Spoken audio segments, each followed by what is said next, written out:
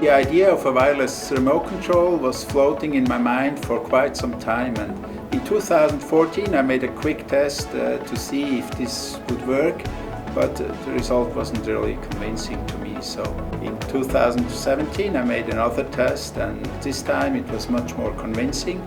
So I decided to really start working on that. For testing this system, we went to a swimming pool and also to a channel nearby which had a gate, which was great because it was a big, well-controlled environment where we could do all the acoustic measurements. The first approach was an analog communication system, which turned out to be not very reliable.